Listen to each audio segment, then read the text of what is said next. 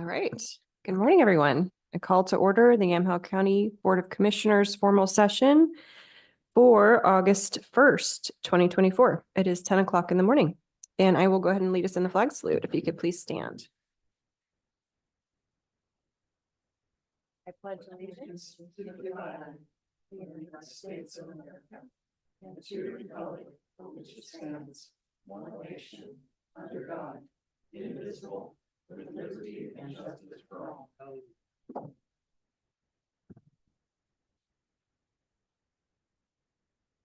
All right. Anything to add to the calendar session? I know we did notice an executive session for tomorrow morning, 9 o'clock That's right. Tomorrow morning, 9 o'clock. I believe it's going to be by Zoom. by Zoom. Yeah. Okay. Yeah. Anything else to add? All righty.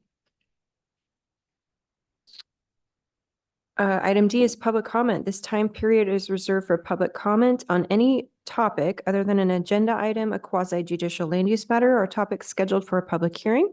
So if you were in the audience to offer public comment, now's the time to come forward. And if you're online, please raise your virtual hand.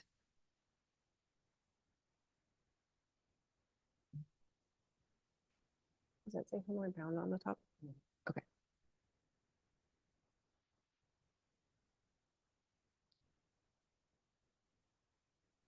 All right, hearing none, we will move on to item E, which is department update. There's nothing today. Item F is our work session, and we do have a very important work session today, talking about dog control. And we are joined by our Sheriff, Sam Elliott. Welcome, Sheriff. Morning. I'm going to have Emily join me up here as we work through some Sure. material. Welcome, Emily.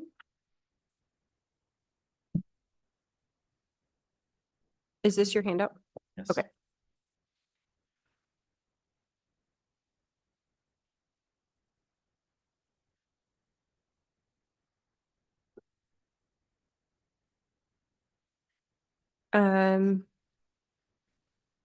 So we've been through multiple discussions about dog control over the years. When I first came on, we had was it technically a trust fund that was specifically devoted to the care of dogs, county dogs specifically.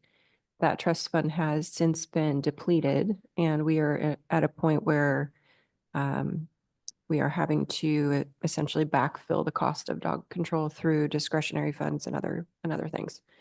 So the discussion today is to talk about, to sort of get an overview of where we're at in terms of annual costs, but also determine policy-wise, how we want to tackle this so that it's not this huge undertaking every single year. So does that sound accurate? Yeah. And because I've been trying to also get my arms around this so I could also be prepared to talk about this, and maybe the sheriff was already going to touch on this, but I think there's a couple things at play here as far as agreements, because I think it can get confusing. There's the budget portion of it, but then there's also within that budget portion, there's the administrative contract for administering the program, and then there's the kenneling contracts, which it can get confusing at times because you have all these different elements. And so if it helps kind of frame the discussion, the sheriff passed around, and I was kind of prepared with some notes too, being ready to talk about budget. But I know we had this kind of posted as kind of a general work session to talk all things dog control. And so I just, if that helps kind of frame the discussion or some of the elements that we're dealing with here, because I think there's, again, we have the budget, but then we also have the administrative contract. We also have the kenneling.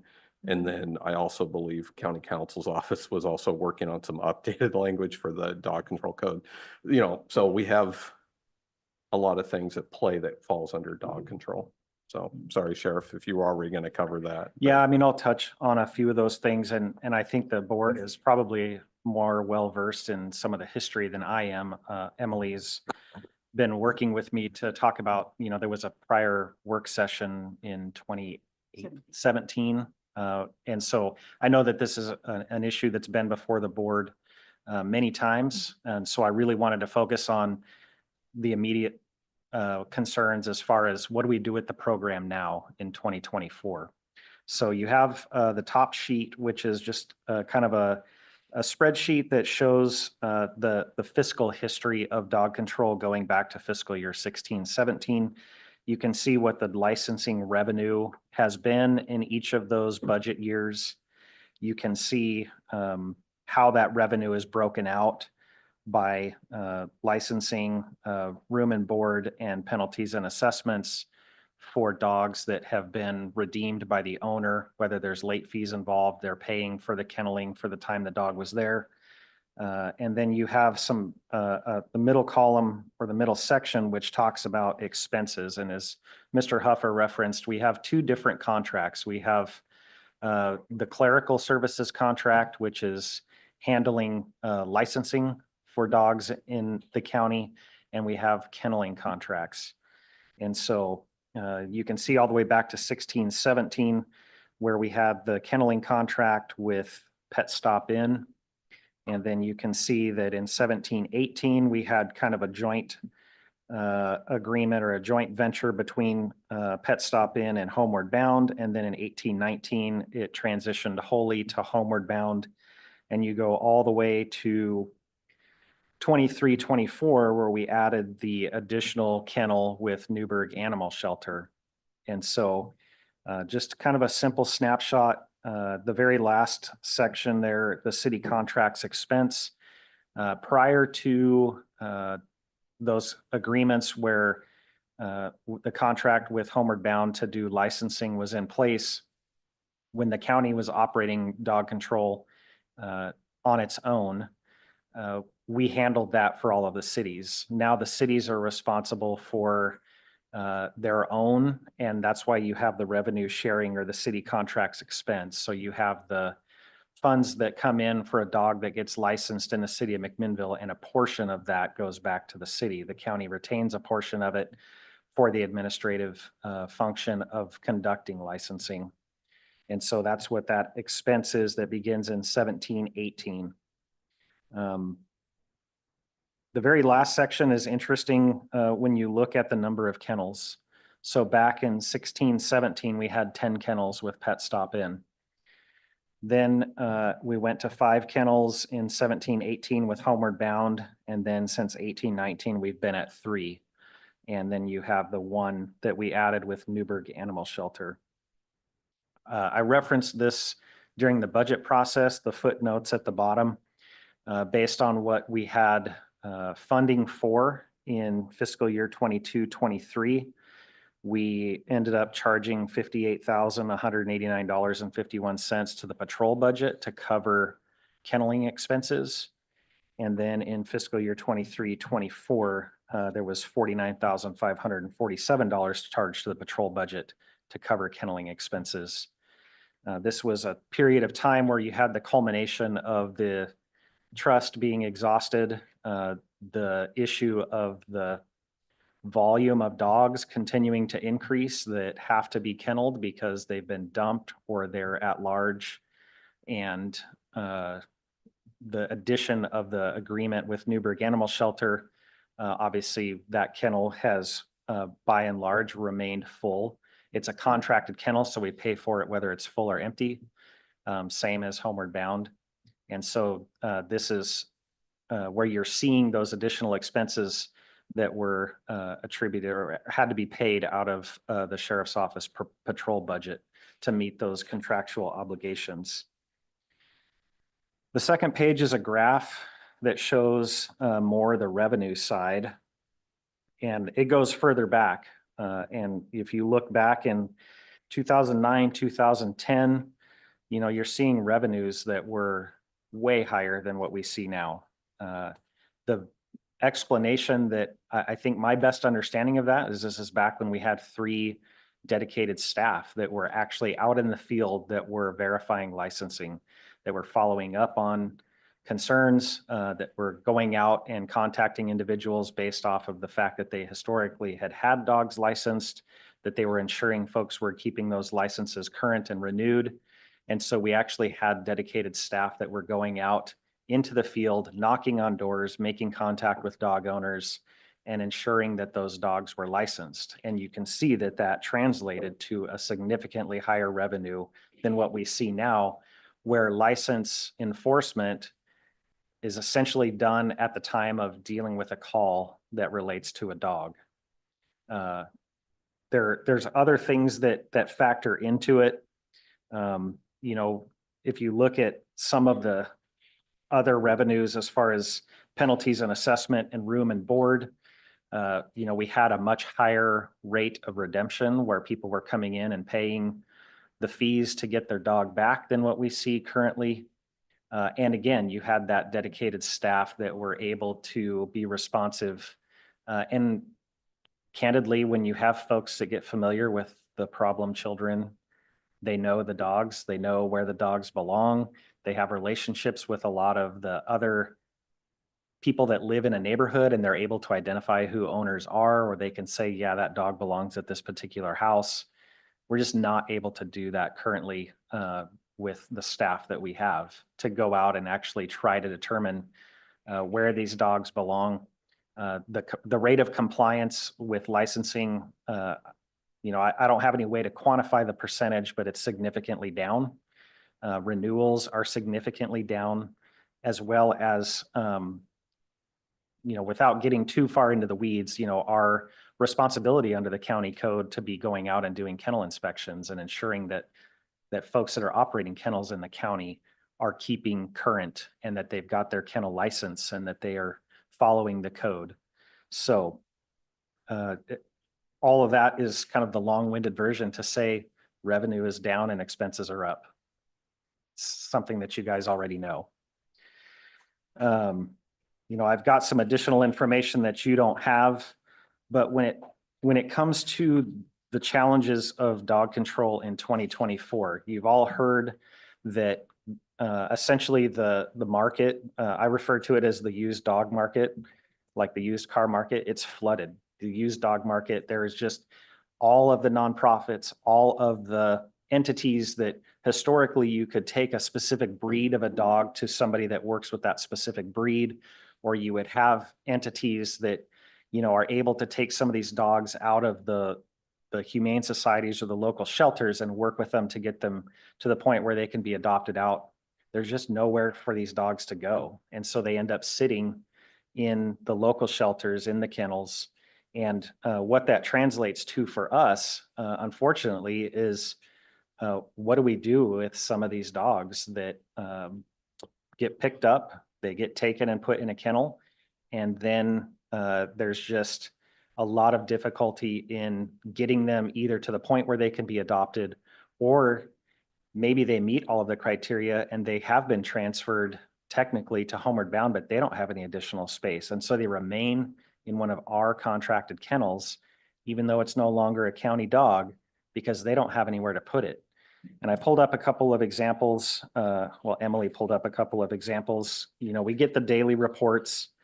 There's a dog that is referred to as Wendy. She was brought in on May 9th of 2020. I'm sorry, she was found on May 9th of 2023. She was brought in 2 days later on May 11th of 2023. She was made available for transfer on May 24th.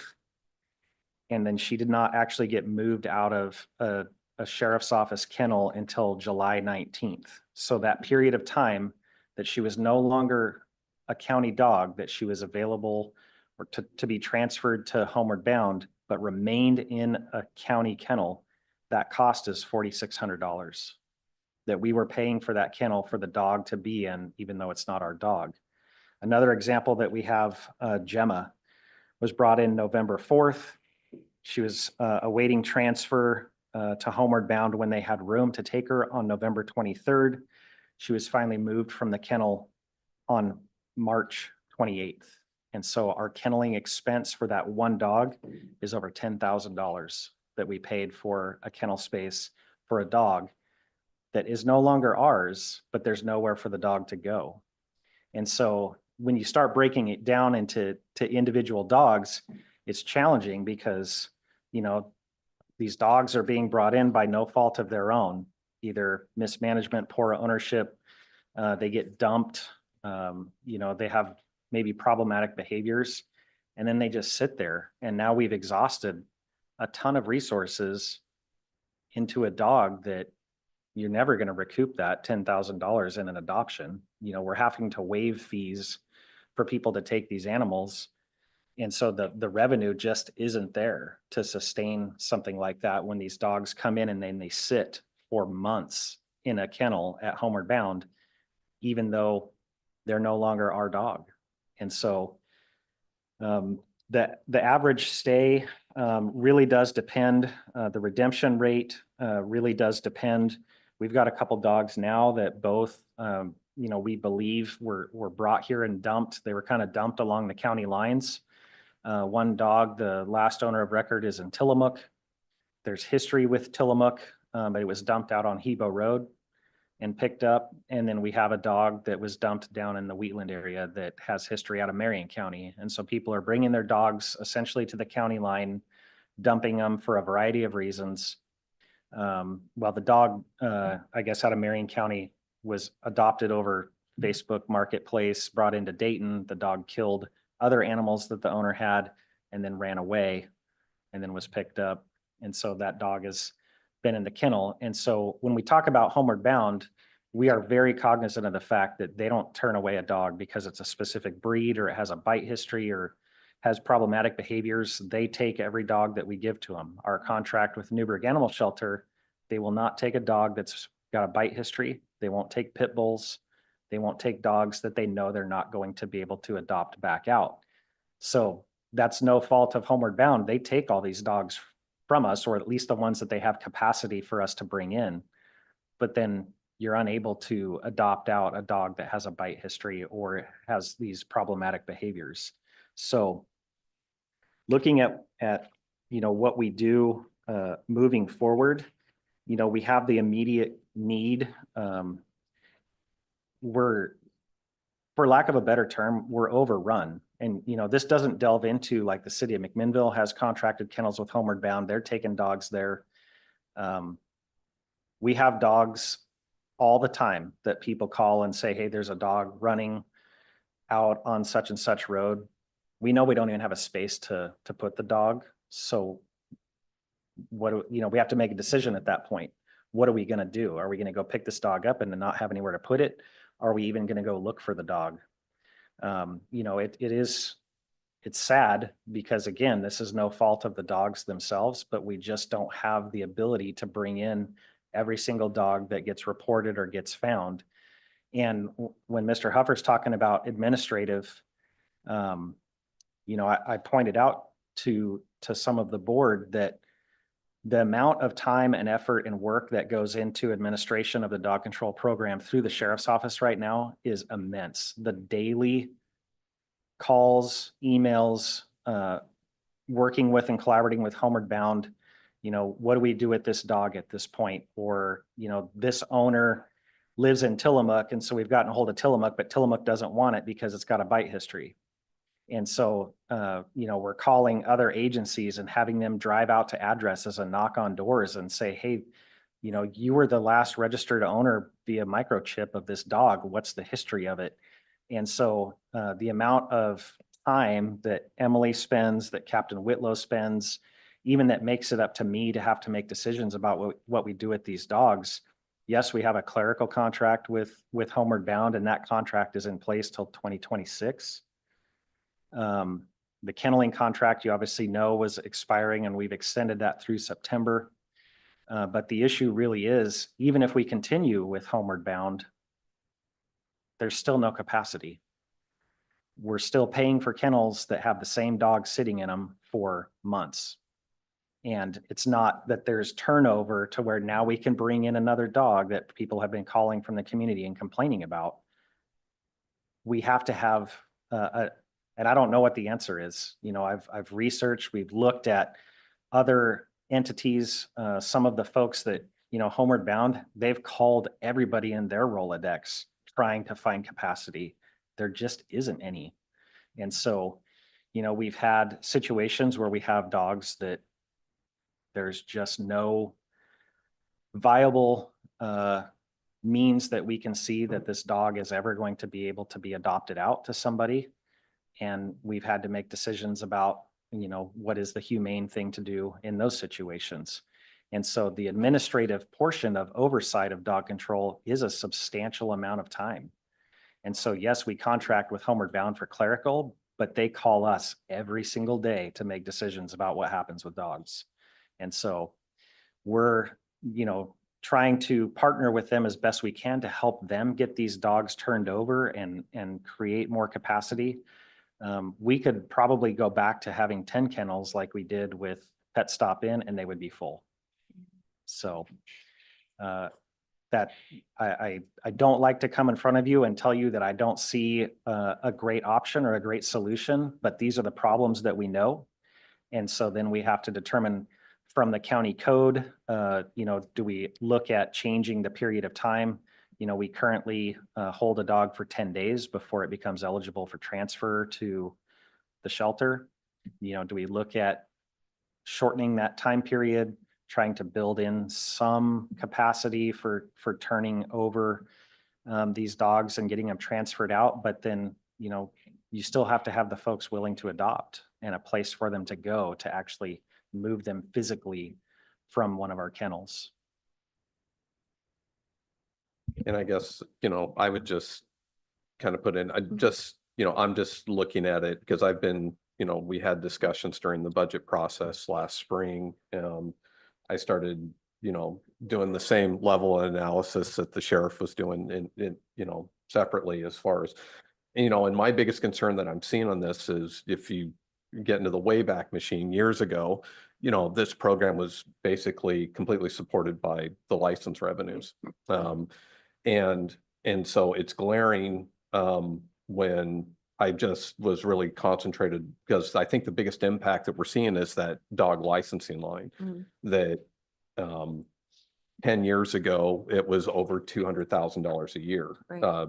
pretty consistently. And last year end was 55,000, and we budgeted 54,000, I believe, for this year. And so, this budget is upside down. We're not seeing the license revenue. Part of me, and has questions about, are we doing mailers? Are we doing things? I don't know the details on some of those things, but it's definitely when you take 200,000, and I think we've been relying on that trust fund for the last several years. I think last 7 or 8 years, that's been spent down to zero. That'll be fully spent, or maybe it was fully spent last year. Fully spent last year. And so that's kind of glaring, because this was completely, this budget historically has always been based on the licensing revenue. Has covered a majority of the costs. And so for that, basically taking $200,000 out of this budget on what historically has come in each year. We have a sense on how many licenses that was back in 16-17, where you've got 223,000 in revenue.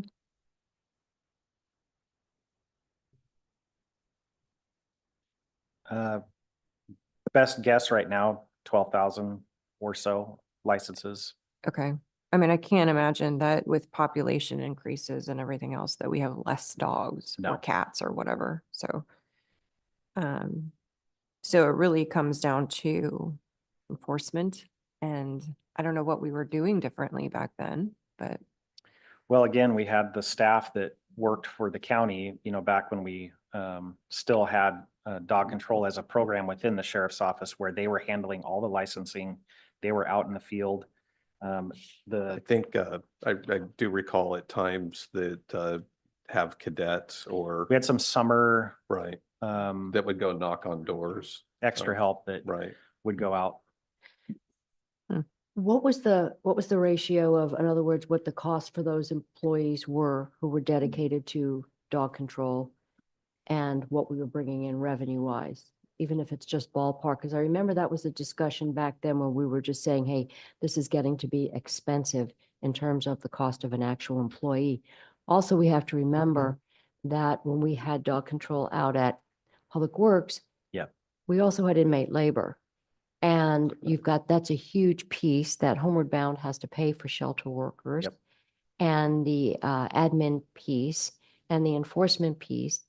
And so I'm just saying we had so much that was being covered and now the whole game has changed.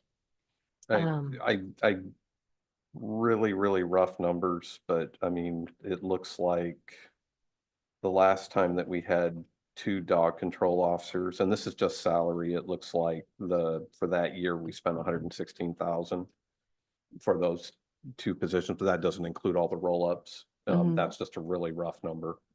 Um, So it sounds like it was a wash. Pretty much.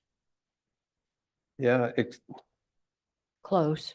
close, but I think they were, like you were saying, I think at the time, because I can speak directly to it, but we did have AIC labor that was Mhm. working in the facility that was helping to offset, the costs. And then there was also volunteers at that time that would come in and supplement that.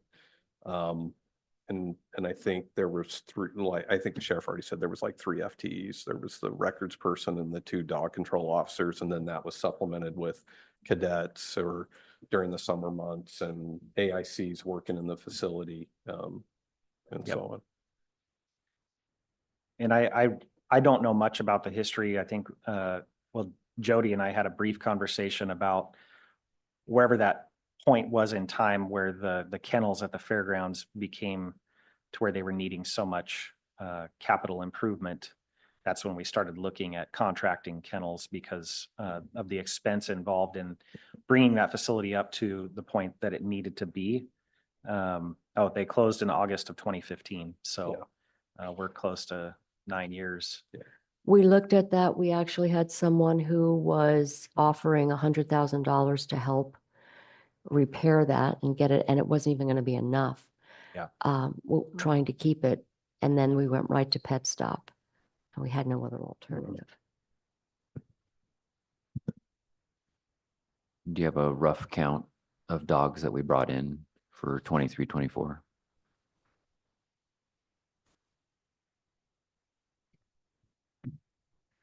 I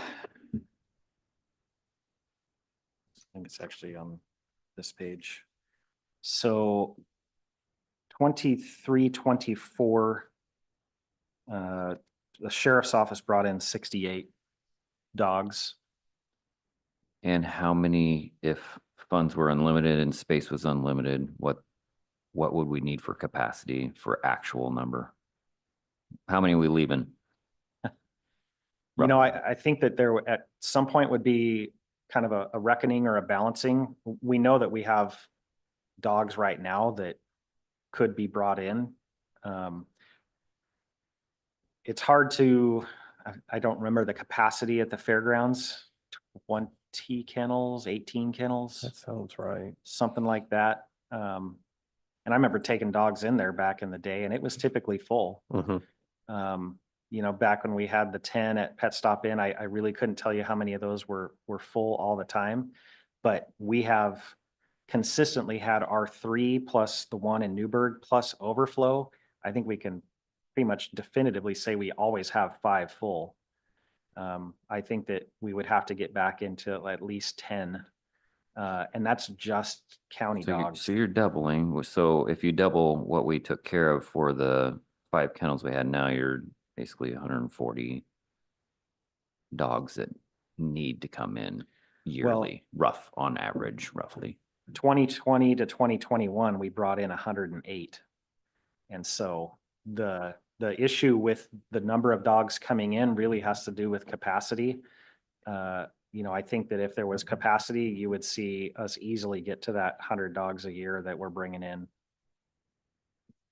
You know, I was reaching out to our neighboring counties asking what their situation was. And I know, for instance, in Polk County, they're looking at having to build a shelter because they've lost the contract with their Humane Society.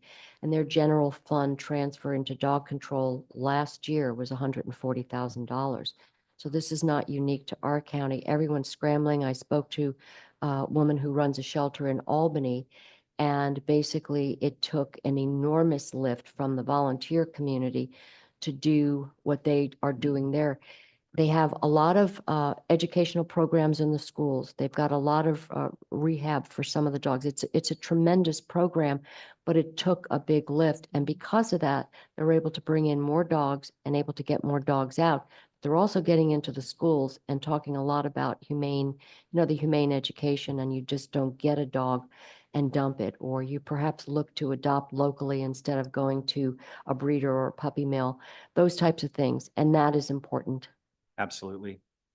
And I do think that we have room for improvement when in all aspects, whether it comes to reminders about licensing, to advertising the dogs that are available, and, getting the word out there that, this dog is just sitting there looking for a home, Yeah. and trying to capitalize on.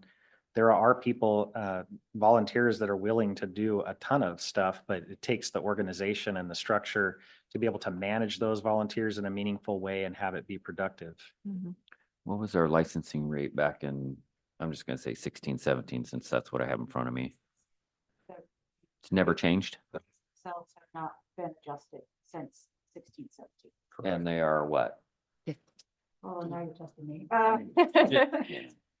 So, for a 1-year license for a spayed or neutered dog, I believe it's $30 a year, roughly. And then for a intact animal, I want to say it's 45. There are also rates for seniors, super seniors, and then the kennel dogs that belong to the licensed kennel owners. They are at a separate rate, so that we only charge them $10 a year because they're in a specific environment, depending on the hobby or commercial kennel. Oh, I mean, Close. obviously, $35 for problem number fertile one is dogs. that never kept up with time. For what dog? 35 for fertile, 20 for spayed or neutered, 10 for seniors, 4 for super seniors. And then Okay, there's late so fees if they're outside of A little their, bit less. yeah. And both the senior and super senior, the dog has to be spayed or neutered in order to qualify for that rate.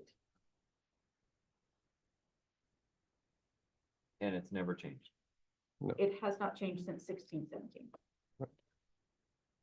Well, I also think that could be counterproductive if folks are It could struggling. be, but if we're sitting here having a conversation that we're short, I mean, that's the most obvious thing right now is that we never kept up increasing. And now we're at a point where you're gonna have an angry public that you have to quadruple rates just to even get close to catching up with all the inflation rates and all that. Well, and I think the other hard part is I don't know if it's necessarily just the rates, it's the people not licensing. Yeah.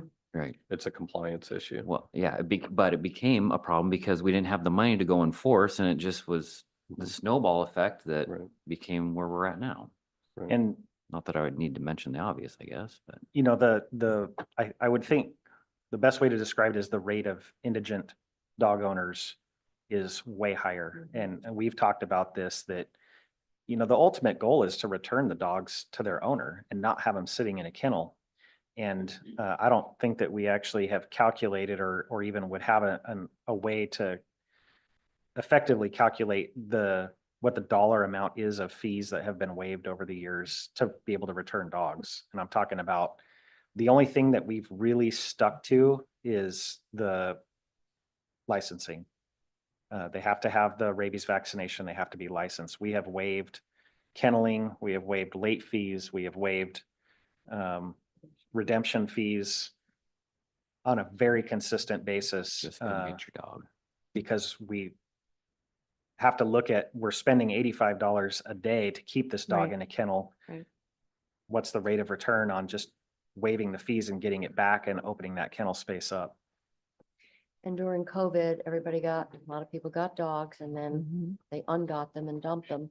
And that we made it homeward bound's problem because we said, hey, after a few days, it's not our dog. And then it becomes their dog. And because they're a no-kill shelter, now they're stuck with animals that are unadoptable. In many cases, they're bite risks and they are unadoptable. And these are Yep. the larger, usually pit mixed breeds. And and they can't be adopted. Little ones go pretty fast. But the other concern I had when I reached out to Newburgh, I said, how many, we're hearing about lots of shipments of puppies that come up from Mexico and California, and they can get those adopted and out the door because when people see a crisis animal or a handicapped animal, they're typically the first ones that go. But when we have our shelters filled with cute puppies with sad stories, it's the pit mixes, no fault of their own, that are sitting there because nobody wants them. So I asked Newburgh, I said, how many of those animals are you bringing in? And I think that's a concern. I mean, how do you tell a private nonprofit you can't operate this way? But I think that's a factor. I mean, we certainly, from the enforcement side, see that we're saturated with dogs, and so why are we going to import more dogs?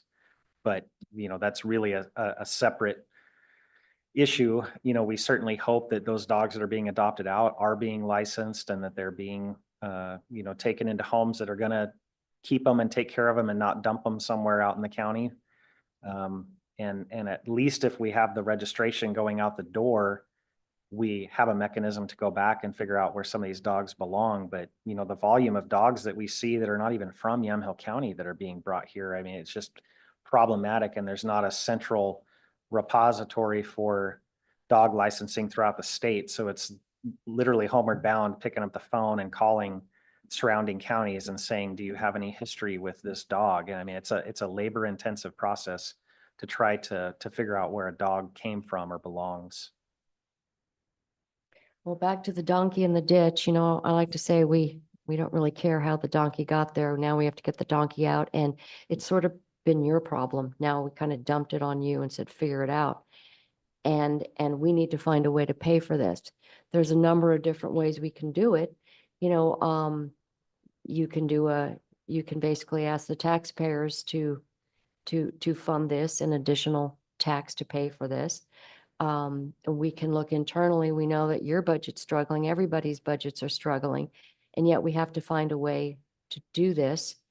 And I don't see, short of us building a kennel like Polk County is trying to do, which I don't think is going to be cost effective, is that we have to look at, I think, make Homeward Bound whole to the degree that they can increase capacity. I know we've got the shelter manager and the president, Ronnie Vostanek, and then we have Amber joining us, so they can answer some questions as to where we are now in the building of, I believe the septic is going in this week. So where we can look at what's the capacity, what are they looking at, what do they need for funding, what can we use of the funds that we have available to maybe take the pressure off them so they can get this finished, because I don't see a plan B other than Homeward Bound.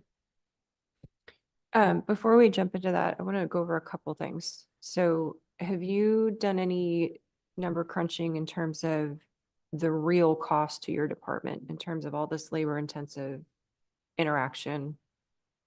Is it 1 FTE? Is it, the equivalent of, so that we have a better Oh. understanding? Most certainly. I mean, between the amount of time that we have, deputies out in the field that are going out to do knock on doors because they've handled a call and now they're going to try to verify licensing status on a dog, to the amount of work that Emily spends answering questions and communicating, and the captain's time, I think it more than equates to 1 FTE as far as the time that gets spent on just the administration of dog control. And, I think to Commissioner Sterrett's point, capacity, I do want to know what the capacity will be at Homeward Bound, as far as, are they going to be able to take more dogs in? Are they building capacity for more kennels? And then, looking at, if we're having to kennel as a private option, is there a cost benefit return to having dedicated enforcement, where we have somebody that is going out and verifying and reminding people and making that connection? Because the numbers speak for themselves. When we had folks that's what they did, the revenues were significantly higher.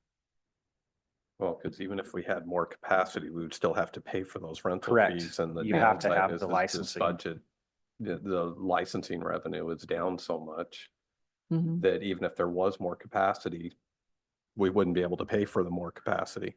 And hard to quantify, but if you have the licensing compliance and you know where these dogs belong, do you have as great a need for kenneling? Because you're able to return dogs back to where they actually belong if you know where the dog is supposed to be. Okay. The other issue is the cities. So we seem to have a bit of a tug of war with the cities that have their own sort of dog control programs. And if I'm not mistaken, it's Newburgh and McMinnville only. Well, I really couldn't speak because we have the 5 cities that contract with us, so we Mhm. absorb that as part of our law enforcement services. I don't know if Carlton does anything. I know Yamhill has at least some sort of an agreement or partnership. They're working with a private individual on dogs that get found in the city of Yamhill.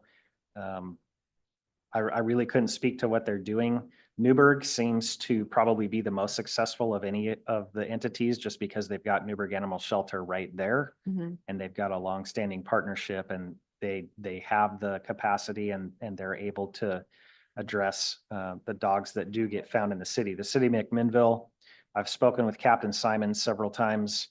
You know, the reality is that they struggle immensely with dogs, especially dogs that belong to owners that are in the unhoused population. And I can just tell you from a very high level, they do not have staff capacity to be going out and verifying licensing. They just don't. They're not able to, that's not something that they're able to take on. And so enforcement of, you know, compliance with licensing in the city, I think is an issue based on the concentration of dogs that there are in the city of Mac. Well, and that's a frustration. We've dealt with this recently. You know, if our constituents are coming to us from the city of McMinnville saying there's a German Shepherd running down the street, and McMinnville says, we don't have the staff to respond, sorry. I mean, we're not gonna just say, well, sorry, it's in the city, we're not gonna deal with it. So then we start reaching out to you. And we're good partners and we respond. However, the cost for us to do that is significantly higher. So Yes. I don't know in the past maybe, but has there been discussion about the city of McMinnville partnering with us, sharing costs? I mean, they do have their own kenneling contract with Homeward Bound. I believe they're at 2 kennels that they contract.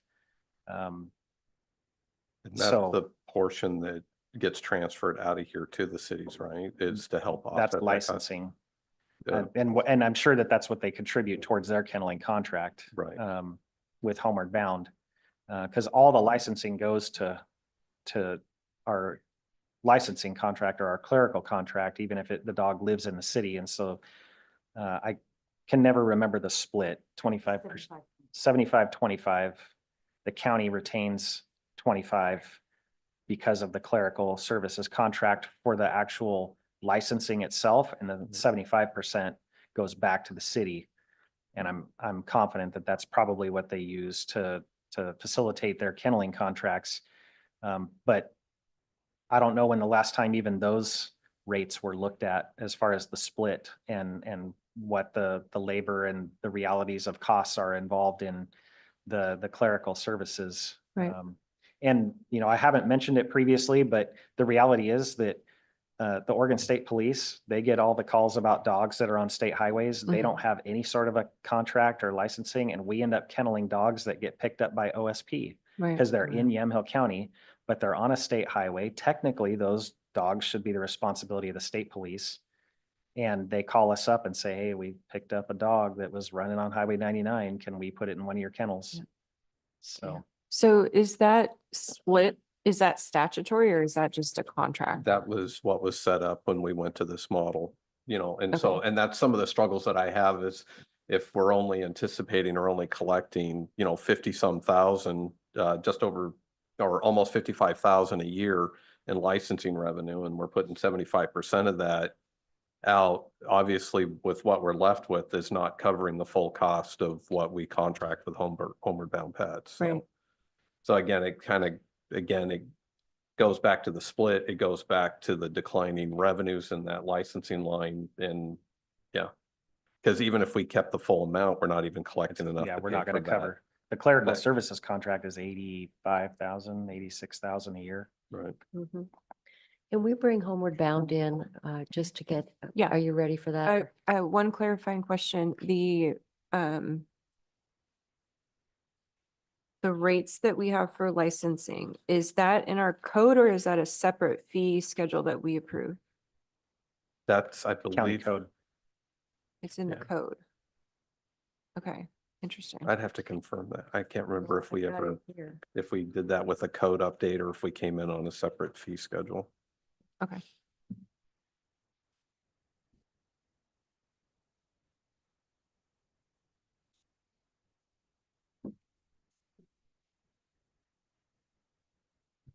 I would look, but my computer just restarted.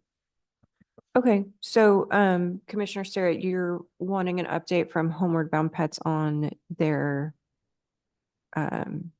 expansion project?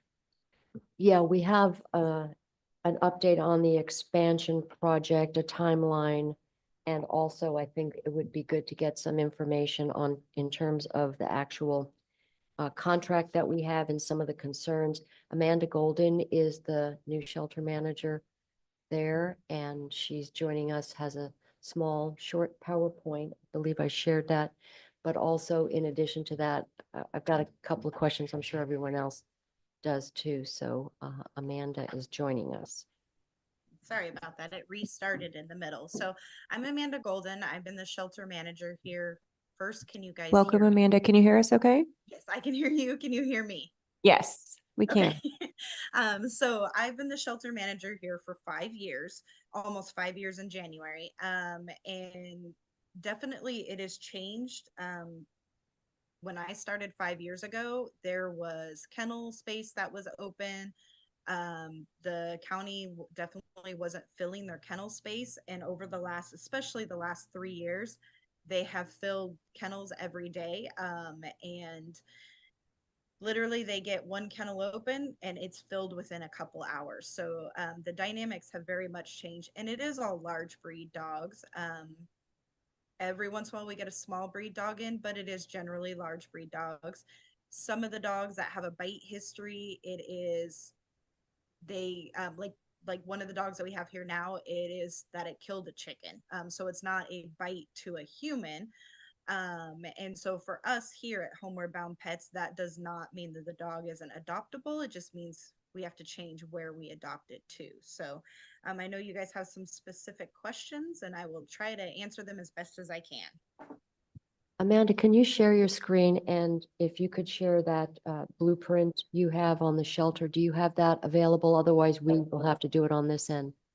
I do not have that available. You don't have that. Okay. All right. Are we? Oh, here we go. There we go. Okay.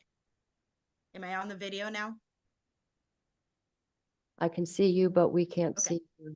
All right. Well, we'll try to get that figured out at some point.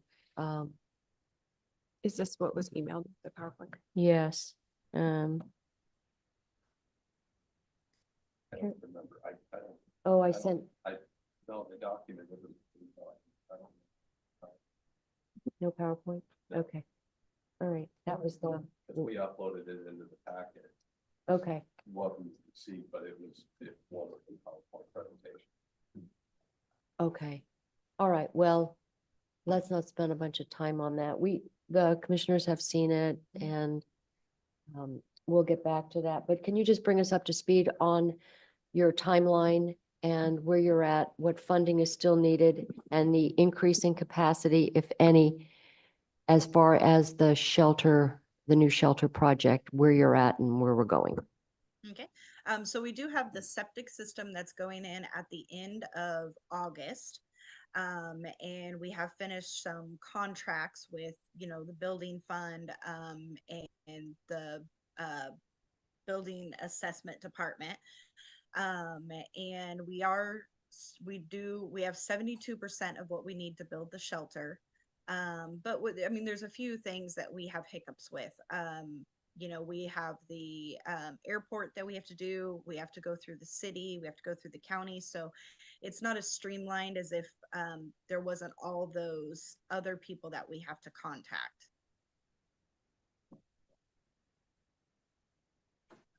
So yeah, and I know the majority of this can be answered by Ronnie. I'm not on the building committee, so that makes it a little bit more difficult for me to answer and give you a strict deadline of when the shelter is going to be built. The dog capacity will be 22 kennels that we will have. And what is it at this point? Right now, we're at 14. Okay.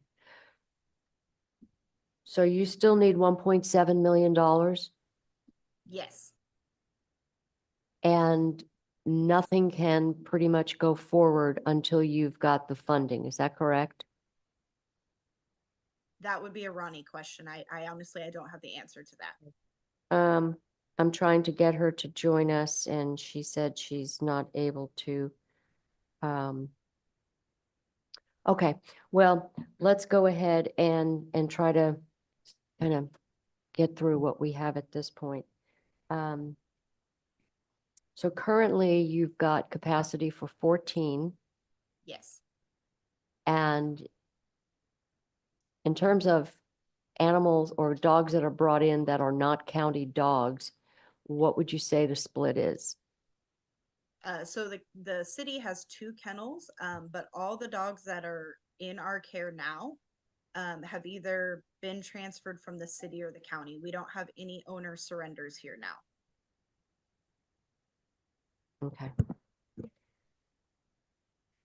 So every dog that you have currently is a quote unquote government dog. Yes, that is correct.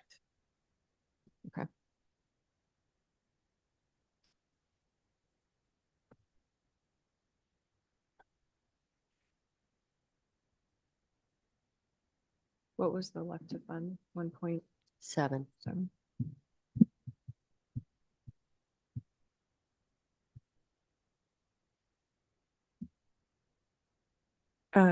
Commissioner, any questions for Homeward Bound? Can you bring us up to speed on sort of the building issues that you've dealt with, and how's everything going with the city of McMinnville and some of those requirements or things that you hadn't anticipated, additional costs, things like that? Well, an additional cost was the water line. We didn't realize we were going to have to take that out to the highway. Currently, the water line goes through Old Stone Village. But one of the new requirements was that we run the water line along the highway. So that was a major expense. And so the tough part is if we didn't have animals on site, that we could build the shelter much faster, but we do have animals on site. So we have, everything takes time. Buildings had to come down. We had to dig up the old water line. We had to get new septic systems, and all of that while keeping water and to the animals that we currently have. Cause obviously we can't shut off water and not have water. And so all of those things add to the timeline. So we have done a new water line. We had to do a temporary power pole, to keep power obviously to the kennel system.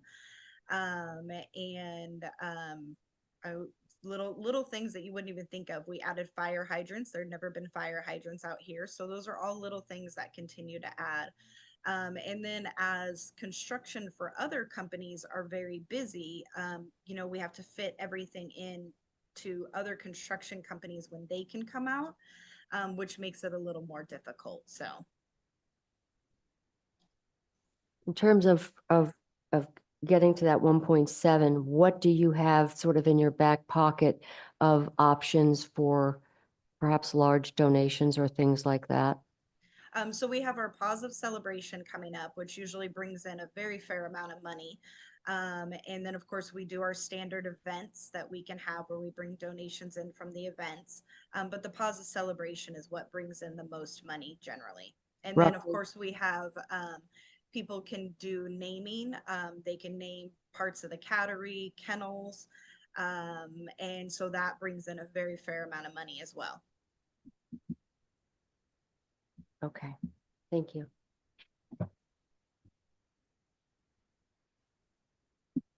Any further questions for Amanda? No. Okay. Thank you, Amanda. Appreciate it. Thank you. Thank you.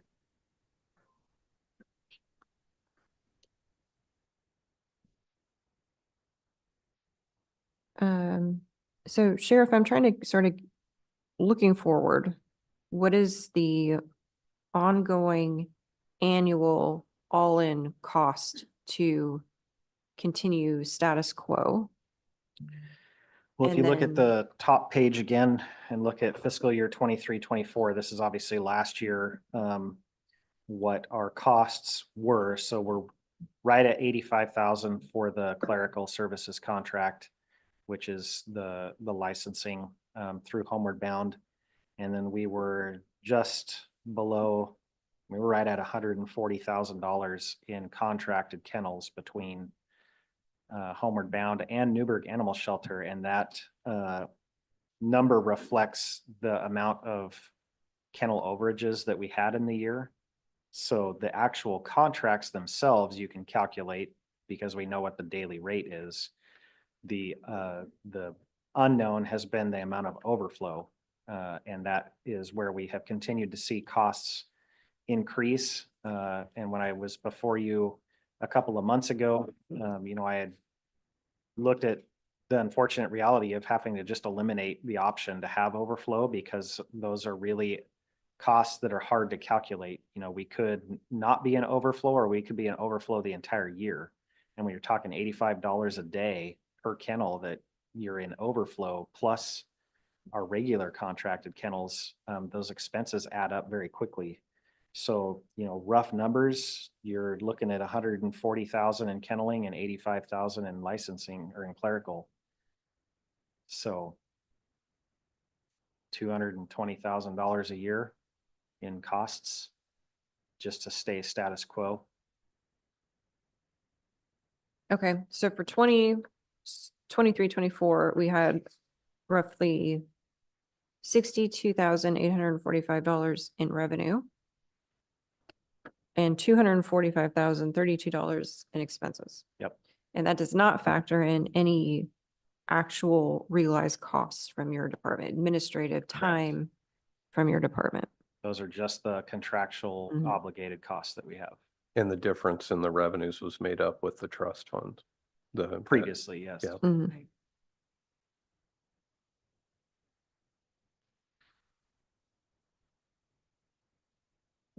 Okay.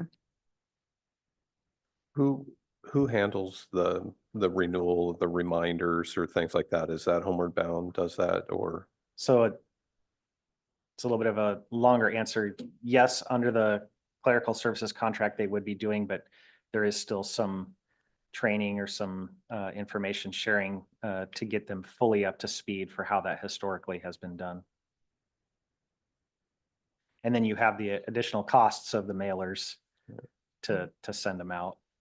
Right, 'cause I know, I'm just speaking from personal experience when I had a dog for many, many years, I Got your relied reminder on that postcard. postcard that would come and that was my reminder to, on my break to walk across the street and go write a check. Yeah. Well, And I'm just wondering, because the activities of any way we can to boost the license revenue. I mean, it's going to be, I'm not saying I want to do this, so I'll preface this, but when I lived in Clackamas County, you took your dog to the vet and they were asking you and saying you need to license your animal.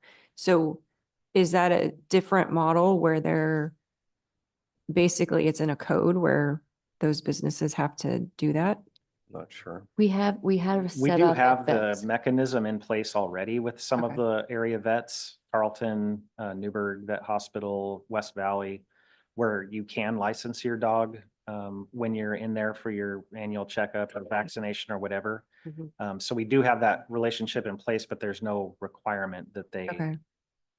No, this was a must. I mean, they would not see your dog unless it's licensed. So I wonder if that's something in our code, but then you're forcing businesses to do things for government. So I'm not saying we should do that. I'm just saying that it was a little bit different there where you had that extra mechanism of getting in front of dog owners. Did you talk to Marion County at all about what they do for their dog program? No. I Okay. didn't. Might be worth exploring that too, because I know they have quite a bit of rescues that they sort of partner with.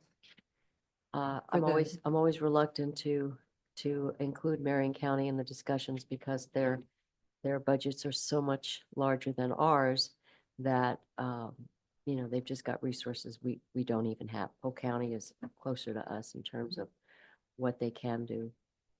But yeah, it would be worth exploring, but typically it all comes down to who's funding it. Mhm. Washington County, they've got an enormous, Bonnie Hayes, it's a no-kill shelter, and it's enormous, and they've got lots of staff, and it's a very aggressive outreach. Is it a nonprofit or county owned? County? Oh, county owned I facility. mean, county's funding it, and it's a nonprofit. So, Oh, okay. um, yeah. What, has Polk County talked about how they're going to proceed? Well, they're looking at having to come up with building a shelter. And they've, as I said, when they've had to take 140, 150 grand and take it from general fund just to get through this year, they're losing their shelter contract, and now they're gonna have to come up with building one. I want to make sure we recognize that's not something we want to even consider, and that's what they're having to do. Okay. So I look at Homeward Bound is they're far enough along in the process. They are a known quantity. They have so much of it already done and in the works. I'd hate to have to start from ground zero and then also come up with that amount of money. So anything that we can do to get Homeward Bound across the finish line, that will increase capacity. And it doesn't make any sense to me to start, reinvent the wheel.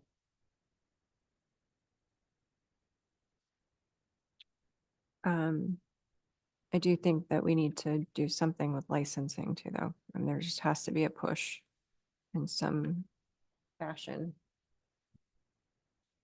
for that.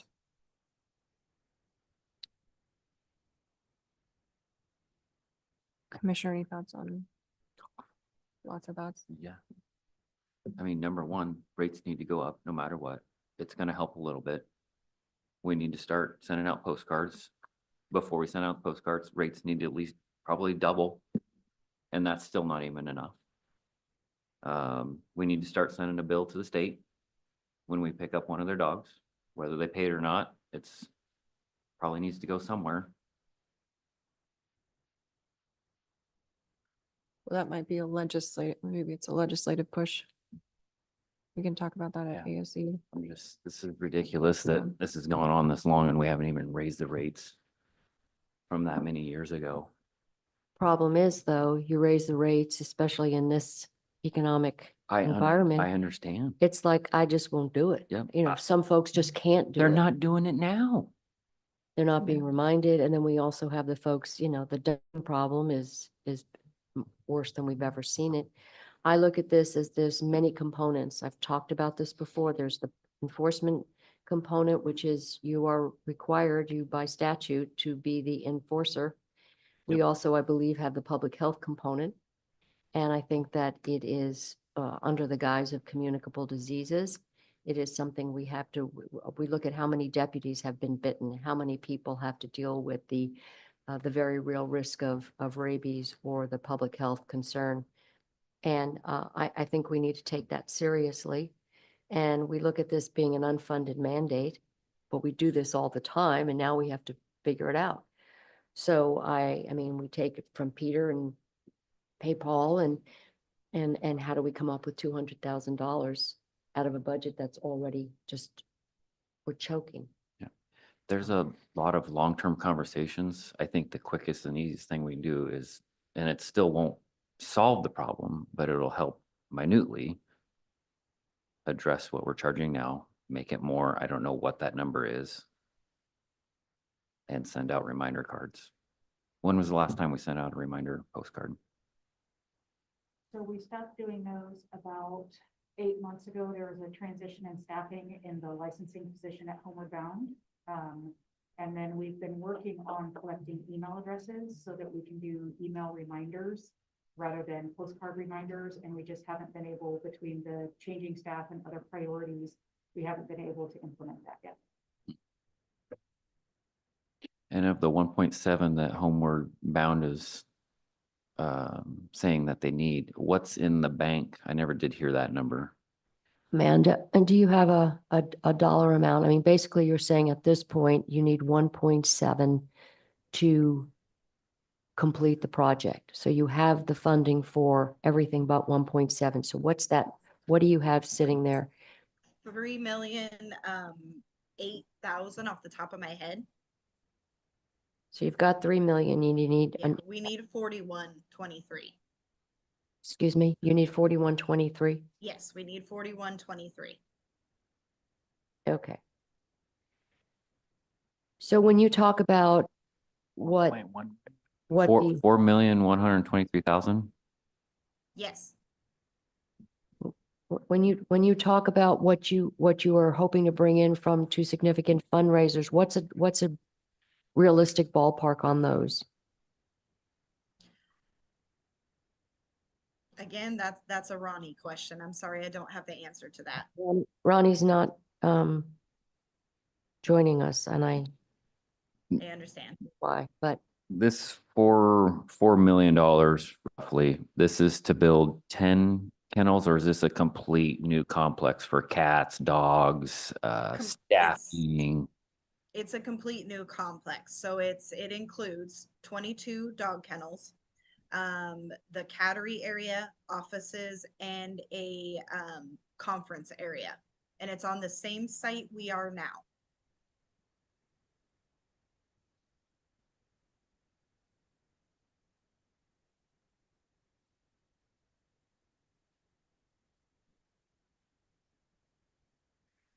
Ken, I know we talked about the ARPA money, and every time I bring that up, you just go, I can't hear you, I can't hear you. But we looked at nonprofit or the education component to that, and we have to be able to justify it. And it seems like there is I'm just looking at, where we can grab some money legitimately. And I know that you're just hoping that this will go away, but I keep bringing it back up. I'm just looking for a big chunk of money. Well, I don't think there's limitations on necessarily using ARPA funds for this type of project. The question comes, what do we have available? And there's only 70 something, There's actually 270,000, 270. right? That's not gonna. No. Fix it. No, and I believe we talked about using some of that for backfilling status quo budget. Yeah. Which we already moved 100,000 into the dog control budget this year. So we already did, that. In the current year budget, there's 100,000 that was shifted into this to help. Right. It's not on here because the handouts don't include the current budget year on the Yeah. handout, so. So we're, yeah, we did that at some point, but I was It's even more dire than what's, yeah. Well, and that was, again, to help recoup these overages over the last 2 Correct. years. So.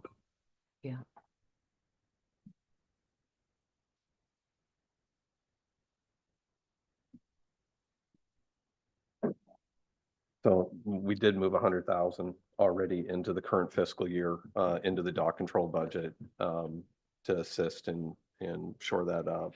And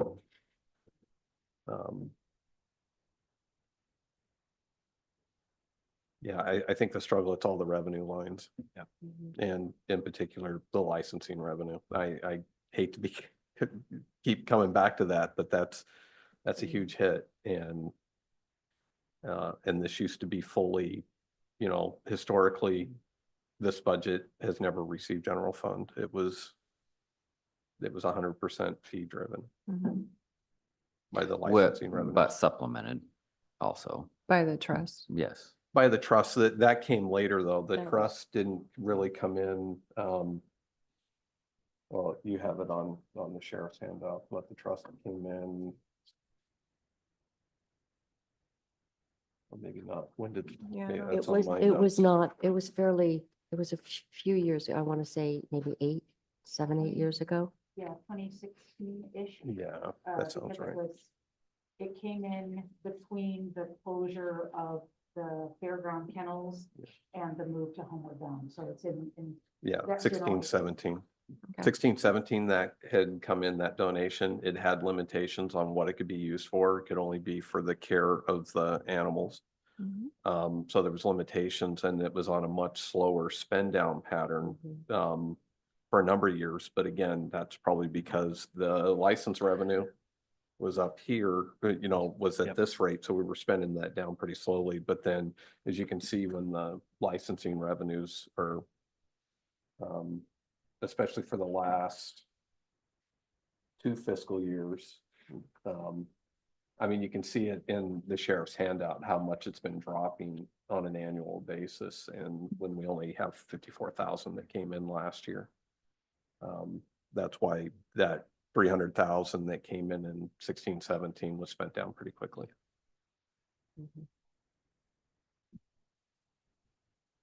Okay, well, in terms of next steps, I think that there's some low hanging fruit we can focus on, which is the rates. And also potentially the split, because it sounds like we are managing much more than 25% of whatever that is. That cost is. So I would agree.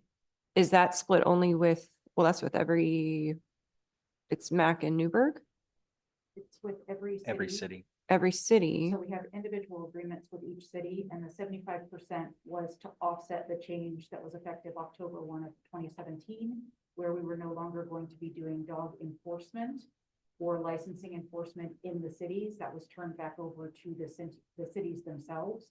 So that 75% is to offset their costs of enforcement in their jurisdictions.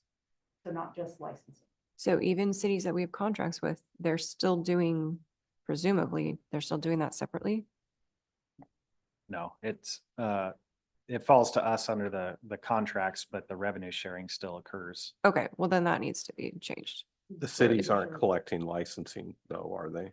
No, on top so of that, the right. licensing is a Yeah. county responsibility. Right. And so all licensing comes through the county, and then based on the residence location of the owner, that's how it's calculated. That's why you'll see that the city contract expense is not 75% of the dog license revenue, because we don't have to share for county residences and we don't have to share for any of the contract cities. We Okay, retain all so of we that. do retain it. So it's McMinnville, Newburgh, Yamhill, Carlton, that we share that 75-25% split. Okay. Okay, but again, I think that that conversation should probably occur in terms of the percentages. Even though it doesn't look like it was a huge, in the grand scheme. $16,000 isn't a huge chunk of money, but I do think that it's part of sort of that low hanging fruit to look at along with the licensing fees. And then some type of marketing campaign, postcard campaign. Yeah. You Is know, that in the contract with Homeward Bound? Is that a service that they do or? It is, part of the issue is the number. So the program that we went to in 2020, which has allowed us to do some more. We took 2 homegrown programs. Right. And started licensing with the same software company that the clerk's office uses mhm. for all of their licensing. Yeah. Just a different module. So part of the issue historically has been because we have so many different rates, rather than a flat rate, there are many counties that there's a flat rate per dog, it's this amount, as opposed to neuter, spayed, senior, super senior. So the software system doesn't. They don't like what ifs. If this, then this, if this, then this, systems struggle with that, right? So we have to provide the whole table of rates, because you can also do 1-year license, 2-year license, 3-year license to get a discount on your licensing rate. And so there are too many variables for the software system to calculate what each individual dog owner's rate is. So, and that becomes a problem because then people will mail in their licensing fee. They'll have chosen the wrong fee, so we have to chase down the extra dollars. That's the licensing at the vet clinics. They just accept the money and turn it over. They don't verify the information. So someone could say, oh, well, I'm a senior, so I'm gonna pay the senior rate, but in fact, their dog is not spayed. And so they're not eligible for the senior rate. So then the licensing clerk has to chase all of the additional funding down Mhm.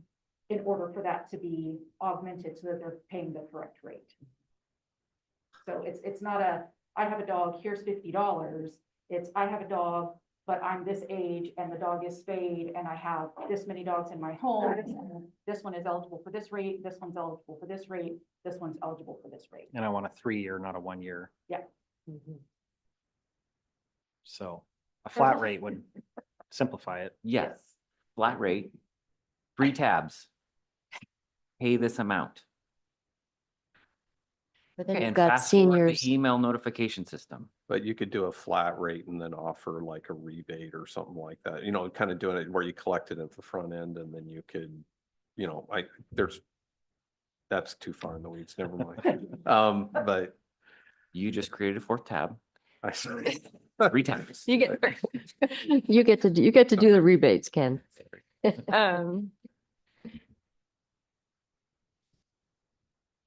I still, I'm still going back to how do you identify who has a dog, right? I mean, we can't just be mailing postcards to every single household, so.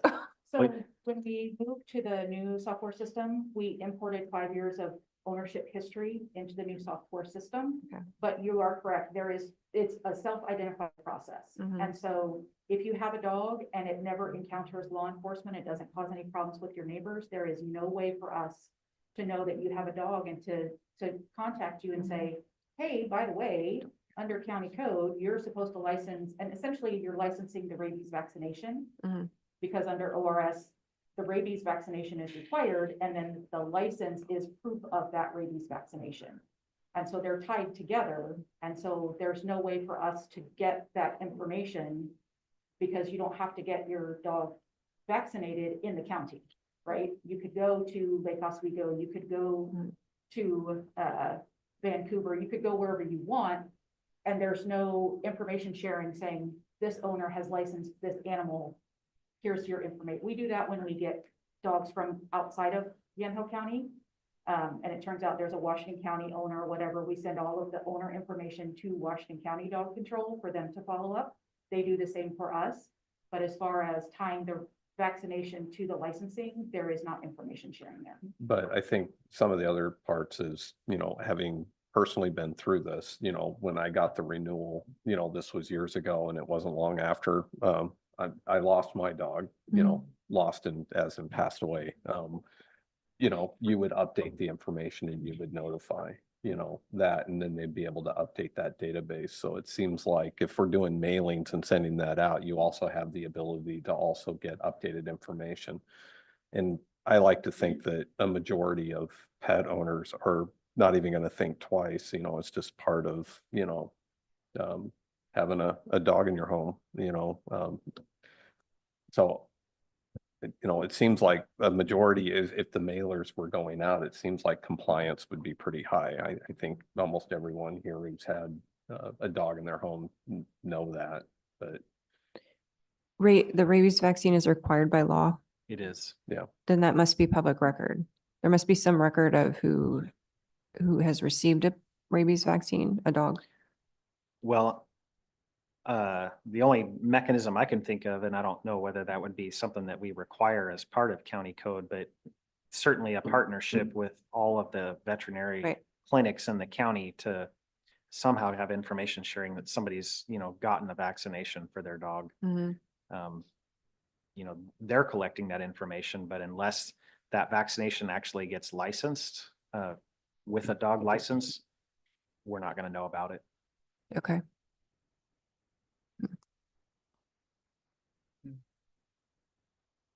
Amanda has her hand up. Amanda? Sorry, I can give you guys a little insight into this. Marion County, Multnomah County, and Clackamas County, the clinics in their cities, they do send in the rabies report to let their county kennel system know who has gotten a rabies vaccine, and that is how they then send out a lot of letters and get people to comply with their licensing there. And I know Marion County has done that for years, and so does Polk County as well, and Clackamas. So that is just another way, but that would mean, clinics would have to get on board with that.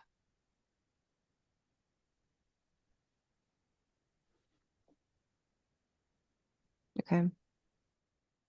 Seems like that might be a more fruitful and cost-effective way. I mean, if it's required by law, it's required. It's not in our control. So it is what it is.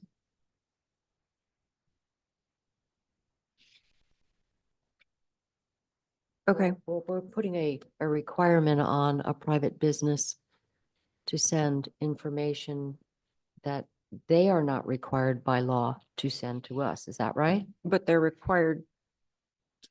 There's a requirement around the vaccine. Yes, but there's no requirement that they share that with us because the licensing, if you look at the ordinance, that is the certificate, the rabies certificate or the license is the proof that you've had a rabies certificate unless you've had an exemption.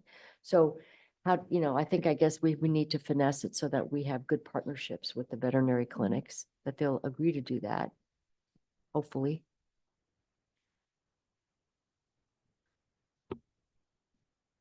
Okay. So any other sort of next step ideas? I think this is a good start. Maybe not long range planning and solutions. I would like to hear from Ronnie about construction related, timelines and issues. But I think this is at least some good ideas for next steps in terms of making sure that we can cover costs or help cover costs in the short term. I think what I'll do is since she's not getting online, ask her to give us that update. Well, you did see the PowerPoint. But get it. It was just a Word doc. It wasn't. Okay, well, So if she can send that. okay. So I'll just have her send this so that you can see where we're at, because it does give schematics and plans and things Okay. like And that. I think I know where my confusion rests, because I think it was sent as a link and not as an attachment to the email. So I think I missed it, and we have the copy of the link that I can share with the board. Okay, that would be helpful. Yeah, thank you. So, okay, well, Amanda, thank you. Oh, is your hand still up?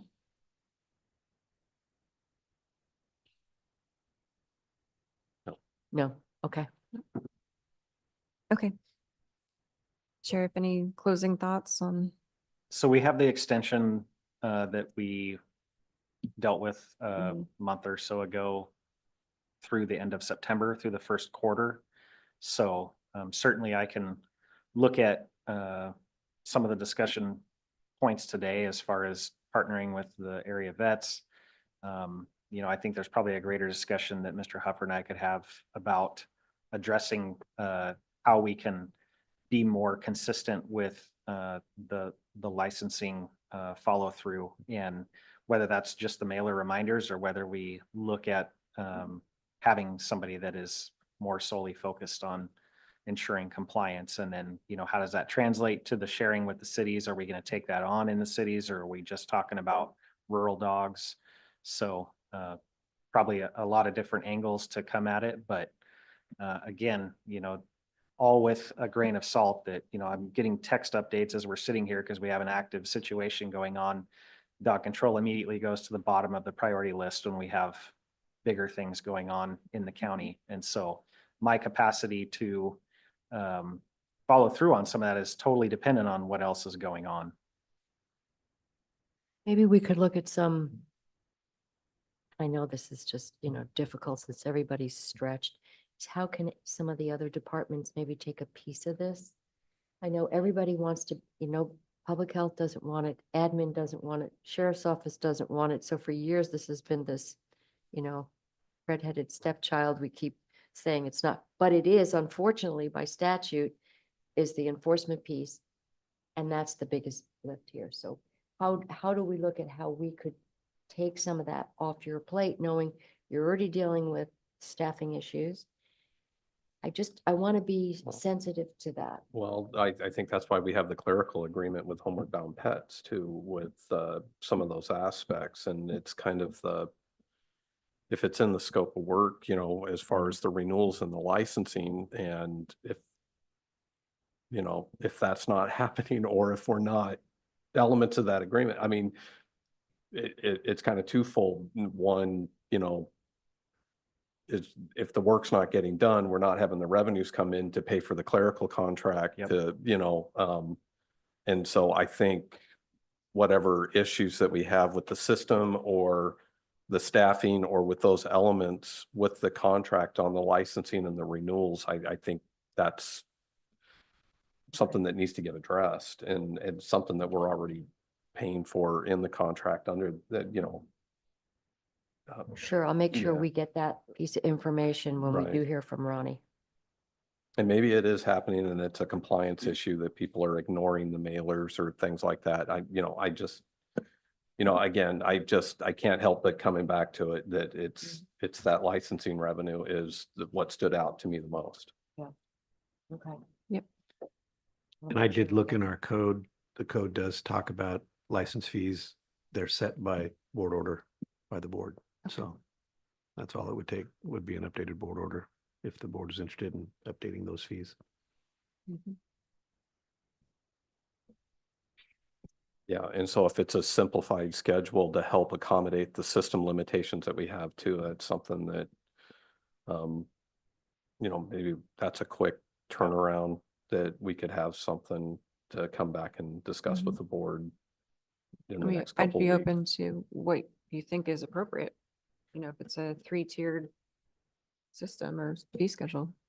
I think we'll probably talk with the folks over at the licensing office and look at how we can find that happy medium of what's realistic and what's appropriate given the costs involved, but also that's palatable and manageable for folks in the community. My expectation is you're not going to get to where you need to be. So now it becomes a what's palatable Mhm. and simplify what we're charging. Mhm. And that's just for now. That doesn't solve the problem. And I also think it would be really important to have some kind of a marketing campaign where we're having people, I license my dog, or I love Yamhill County dogs. And, and I know in the past there was some sheriff's office sold swag and wound up paying for, I believe, not only their canine dog, but some other elements of a program.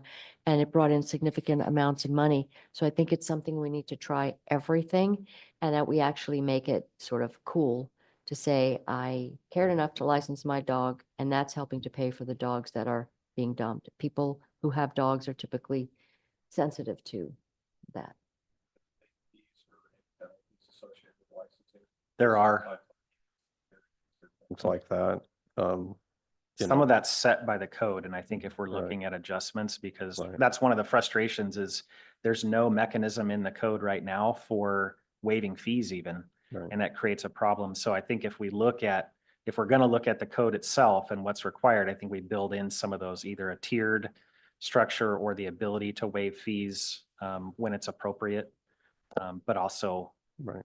an amnesty period. I mean, Like if you're late on your renewal, we'll waive the late fees as long as you get Yeah. licensed, getting compliance or something. That's what I was kind of leaning towards. And if that is somehow preventing someone because they don't want to, Yeah, they know the back fees or whatever. I agree. right. Like the library books. There's provisions in code for late license fees for both Right. dog owners who haven't licensed their dogs, or also owners of licensed kennels who have not kept their kennel license. So some type of a campaign for a certain pay period, you could, if the code allows it, but you could update the code. I don't know how expensive it is now to microchip your dog, but that was kind of the fad for a while. It's got to be more expensive than a dog license. There are some states that are requiring that. There's also some concerns about microchipping. from a health perspective, but it's Mhm. been very effective at, reuniting animals. So, yeah. My kind of gut response to that is we run into the same issue because you have to keep the chip registered Mhm. so that the information's accurate. That dog could change hands 4 times, but the chip is still registered to the owner 4 owners ago. Right. Right. Okay, Thank you, Sheriff. And thank you, Emily. You've watched this whole thing over Yeah. the years and you've been great. So thank you, Sheriff, for your Thank you. patience. thank you. And we've got you staying on for another item here in just a minute. Yep.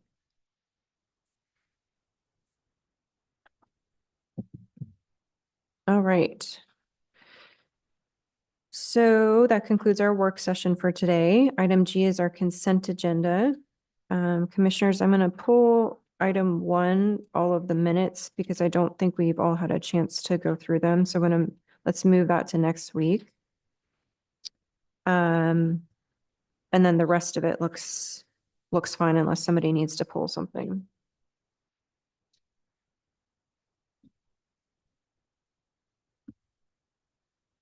No? Okay. So I will move approval of the consent agenda with the removal of item G1, and we will move that to next week. Is there any further discussion?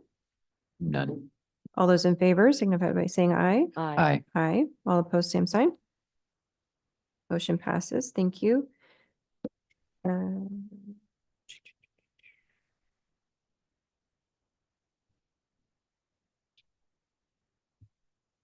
Item H is old business. There's nothing today. Item I is other business, and I'm going to bump up item I7, which is discussion of the sheriff's office request for Title III funds. Sheriff, if you want to come on up. Yeah, so if we're ready, because I asked for this to be added to the agenda, the sheriff has a request for using Title III funds for purchasing a side-by-side for search and rescue. And the request is to use Title III funds. And sheriff has already gotten quotes. We've already kind of discussed on the funding portion of it. The reason we wanted to talk with the board today, because as you know, with Title III funds, there's a process I have to go through before we can actually spend the funds, which includes a 45-day public comment period.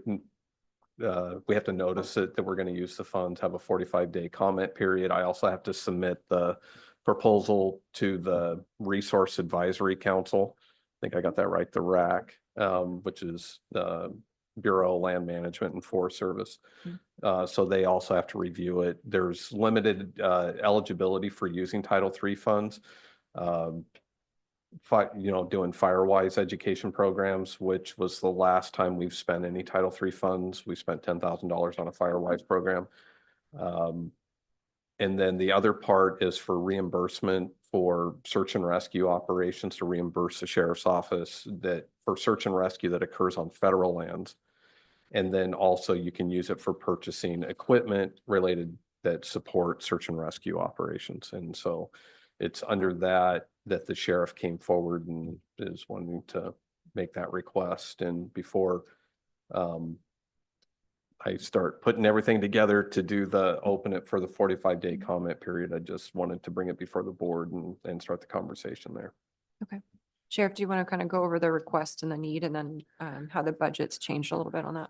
So the request really is to try to get in front of a problem that happens every single winter, which is that we have folks that wind up somewhere up in the far western part of the county. They go up Meadow Lake Road, they go Bald Mountain Access, they go Hebo Road, South Lake Campground, any number of examples. Their GPS leads them up there because they're trying to take a shortcut and they get stuck in the snow. We currently don't have any vehicle or equipment that allows us to get to a lot of these individuals when they get up there and get stuck and get snowed in. We have borrowed snowmobiles from Yamhill Fire District. We have taken a public works operator and a grader and spent the better part of 9 hours blading our way into South Lake Campground.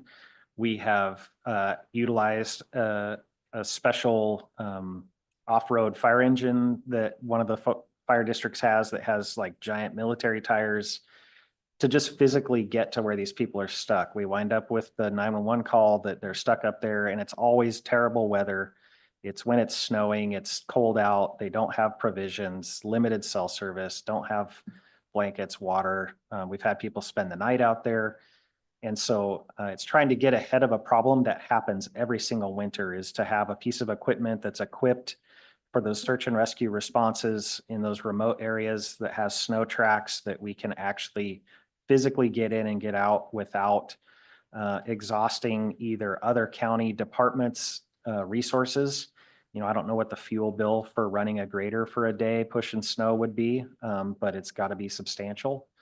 And we just continue to see year after year, multiple times a winter that we have these responses that we're trying to figure out how to get up there to, you know, Sheridan Peak or, you know, somewhere off the backside in the stuck access to get somebody that followed the GPS up there and got stuck. So that was the source of the request.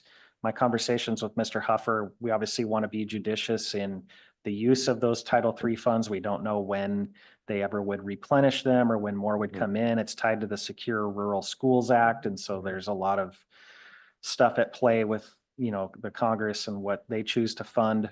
Right. So we want to be cognizant that we don't know what that fund will ever do, and maintain sufficient reserves that if we wound up with a very large search and rescue incident on one of the many tens of thousands of acres of federally owned land in the county, that we're able to do that, but also set ourselves up. So basically looking for some level of support using Title III funds to facilitate this purchase, in a combination with probably some search and rescue funds from within their 501c3, and probably even having to look at utilizing some additional funds, whether that's forfeiture revenue or some other source of funding in order to facilitate.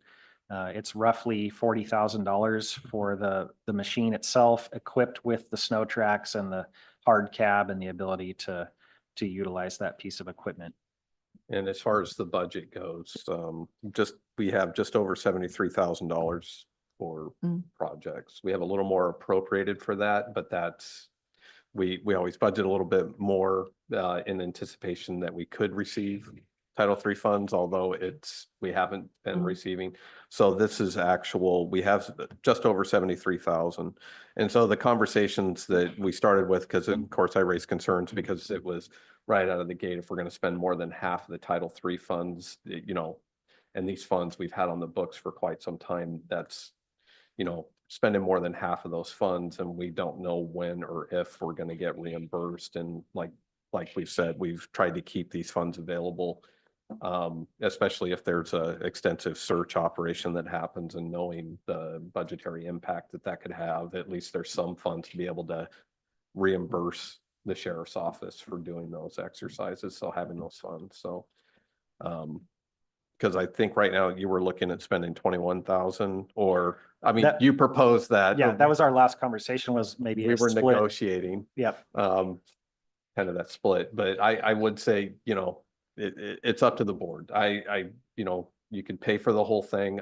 My concern would be is spending more than half of those funds. And I don't know when those funds will, when the next time we might see revenues coming into that fund, because we haven't for quite some time now.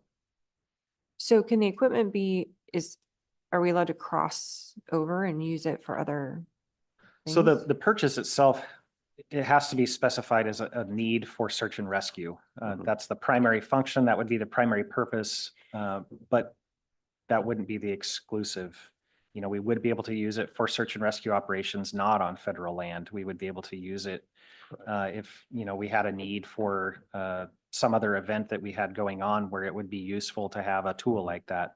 But the primary purpose does have to be that it is designated as a piece of search and rescue equipment, and it's utilized for search and rescue operations. Okay.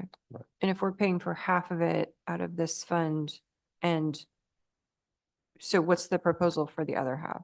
Is it? Originally, my conversation was, talking to our search and rescue board, the governing body. At the point in time that we had those conversations, I was under the impression that they had more money in their account than what they actually do. So that's where I said I'm probably gonna have to look at some other mechanisms for making up the other half if that's the way that we choose to go. It's a difficult thing because we know that we're going to see it again. I would all but guarantee that we'll have an incident this winter where we're gonna have to try to get up there. Watch, I'll be proven wrong this year and, but we historically, every single winter, we have that need. And so trying to balance, can we be more efficient where we can send 2 people and go take care of what we need to take care of versus having to do a full volunteer call out and have people bring their own ATVs and try to partner with Public Works and get an operator and get a grader up there. BLM doesn't grade or plow snow on Nestucca access or Bald Mountain access. That's not a maintained road system in the wintertime. And so any of those calls that happen, the one I'm thinking of at South Lake, people went out there and went camping just to spend the night, and then it snowed 2 feet that night. And then they were stuck in there with a couple little kids. And so we have to, search and rescue, regardless of whether it's public land or privately owned land, is the responsibility of the sheriff in every county. And I have to be able to be responsive to those calls. So the bucket of money is pretty limited on what we can spend it on. The last decision that we made, I think, was in 21 or 22 Firewise program through Soil and Water. I remember having a little bit of heartburn over that because there's a lot of programs that the state puts on that will teach you about defensible space around your house. And, you can go online and search it up and learn. And there weren't very many participants. Yeah. And so that was a lot of money for that particular program. And now we have an overall statewide map, hazard map, where your building codes will literally change, where you're forced to do that. So I think the level of education coming from the state is going to be more intense, and probably not fall to the counties in terms of these Firewise programs so much. So that leaves, basically search and rescue functions. And this seems to be, a significant part of what we've historically needed or done on these lands. I like the $21,000 number better than the 40. But again, I don't know how that jives with finding the other half. And then there was kind of a timeline around the pricing and whether or not it will hold if it takes, 2 months to do this. We're already beyond that. They still are willing to work with us. They have continued to hold the pricing now that it's after July. If they do end up, the unit that we were looking at, if that ends up selling, and we've already told them we cannot commit at this point to say, yes, we are going to do it. It's available. If they end up having somebody else come in the door, they're going to sell it. As long as they have that particular one, they're willing to honor the pricing that they've already quoted.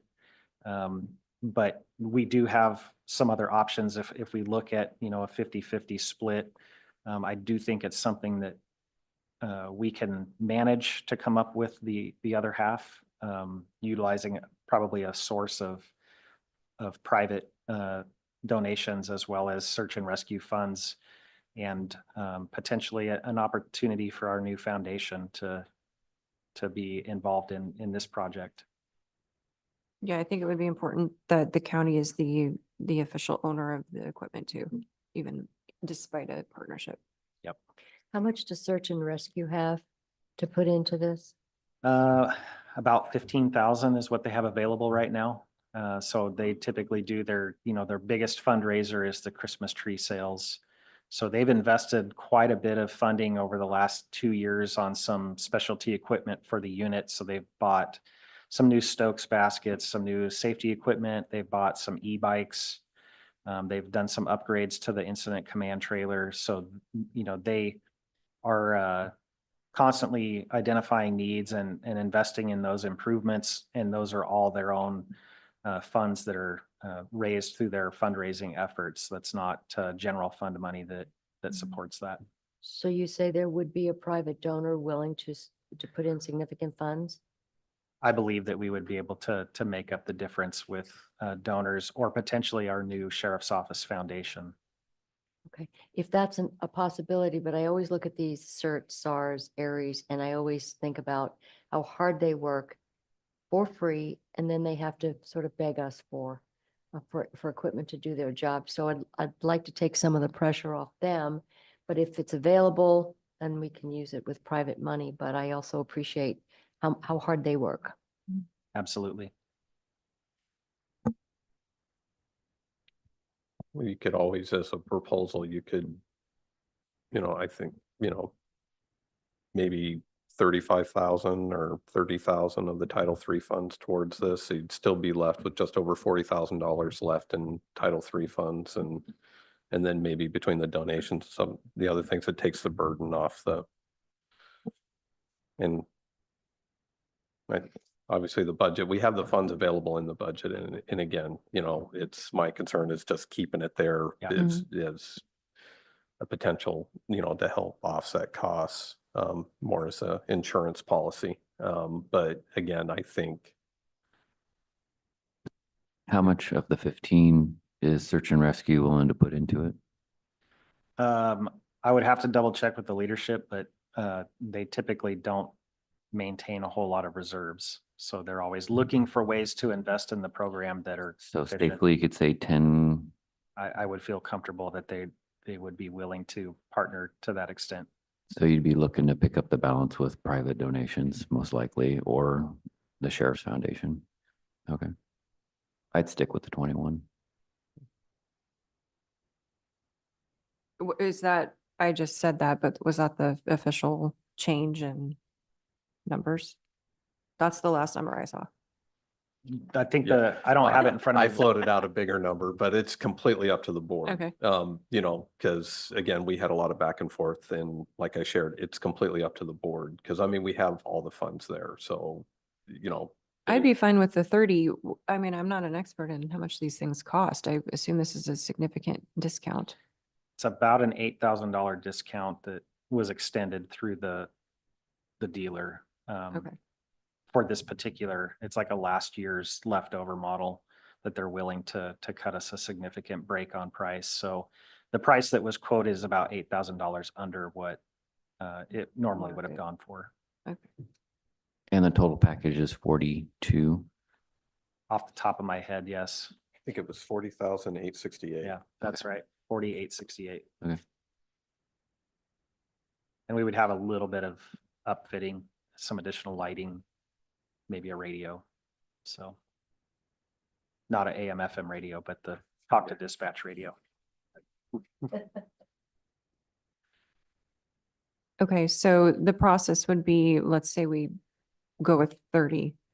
We're not voting on anything. We're just authorizing you to put the package together. Yeah, if there's consensus, or you could also take action on it if you want to set the number, because I need to have a number, because that'll be part of the public notice that we intend on spending X amount towards this piece of X equipment. amount or up to X amount?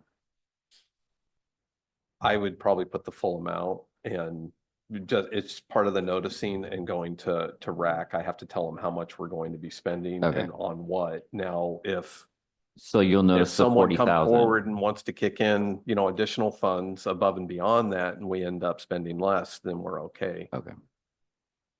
So, Okay. So up to 30,000, Yeah. I guess. Yeah. Yeah. And we have to vote technically on that before we if there's notice. consensus to proceed, I don't think it requires any action, because I'll just go ahead and get the notice ready and get that posted so we can start the clock on the 45 days. And it'll be at the end of that 45 days, it'll come back before the board, and then you Oh, authorize the okay. purchase at that time. Gotcha. Can you let the, can you let the business know that this has gotten preliminary approval, and so that, don't push it out the door? Put I a can. put a sale pending sign on it? I think that they Put it on will layaway. continue to work with us. They've been Put very it on good. layaway. Put it on layaway. We'll pay it off. Guess where we'll That's be a neg- buying our that's a Christmas negative. We trees don't- this year. We don't buy things on layaway. Sorry. Might take a while. Okay, is there consensus from the board? Yes. Yes. All right. 30, and then hopefully search and rescue is willing to kick in 10? I Okay. will do my best to come back to you with a better number than that. We promised to buy our trees from them this year. How's that? Thank you. Thank you. Thank you. Sarah. All right, so let's see.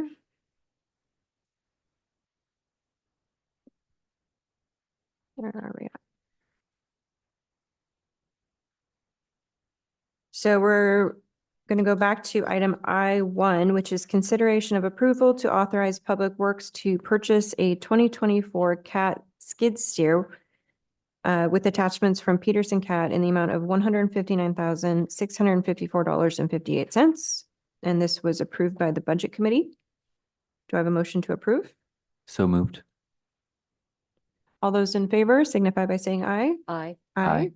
All opposed, same sign. Motion passes. Thank you. I2, consideration of approval of amendment number 2 between Yamhill County and David Evans and Associates, Inc., Board Order 23-17 for the design repairs on three bridges in the total amount of $141,736.08. And we do have Director Lago here if there's questions, but this isn't a change of 141. That's the total new value of the contract. The change is, I believe, 25,000. And this is for the inspection of structural repairs on the bridges. We were going to use a student, and that student is no longer available. It's my understanding. Questions, concerns? None. Okay, do I have a motion to approve? So moved. All those in favor signify by saying aye. Aye. Aye. Aye. All opposed, same sign. Okay, motion passes. Was that all we had you here for, Mark? Sorry. Thank you for your patience. All right, I3 is consideration of approval of service element prior authorization number 101654254 under the agreement between Yamhill County and the Oregon Department of Human Services, Board Order 23-367 for the financing of community developmental disability services in the amount of $107,228.40. And this is that, we've already approved that remaining 50% of the ARPA emergency funding. Emergency preparedness. I would move approval. Any questions? None. Yeah. All those in favor signify by saying aye. Aye. Aye. All opposed, same sign. Motion passes. Thank you.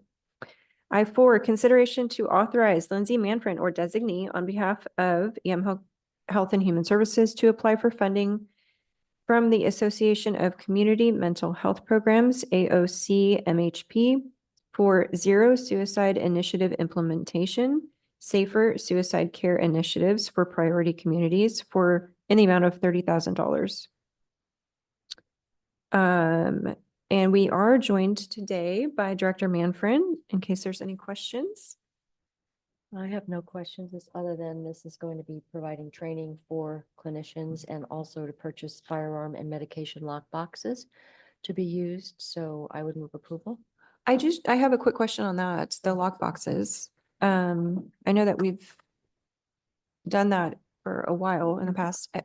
Is that utilized? What's the rate of utilization? for that? Yeah, absolutely. We have given out multiple dozen. I can get actual firm numbers for you, and there'll actually be a Viewpoints article coming out soon by our very own Kelsey, who does our suicide prevention coordination for the services, and we'll have all the details in that as well. But it is readily utilized. We use them in our behavioral health clinic when we have situations where it seems like there might be a high-risk situation. We work with gun clubs, we work with gun shops, places to make them available for people. Okay. For sure. Great. Yeah. Awesome. Thank you. Yeah. Did you move approval? I did. You did. Okay. Any further questions? None. All those in favor signify by saying aye. Aye. Aye. All opposed, same sign. Motion passes. Thank you.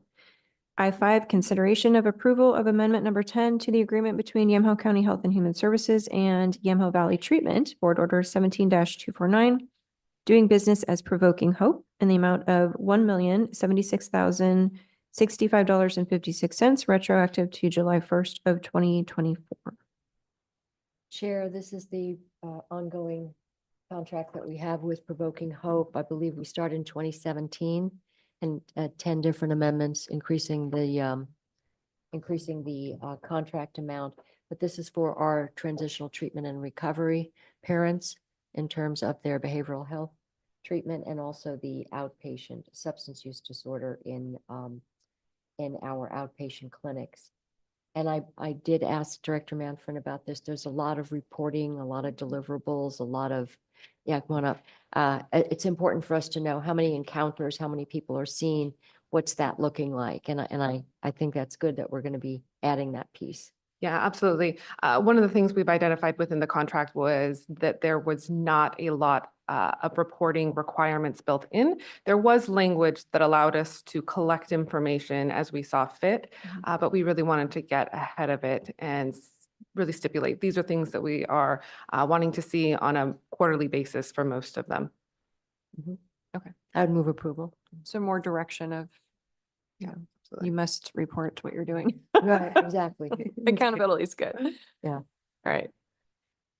Okay, any further questions, None. discussion? All those in favor signify by saying aye. Aye. Aye. Aye. All opposed, same sign. Motion passes. Thank you.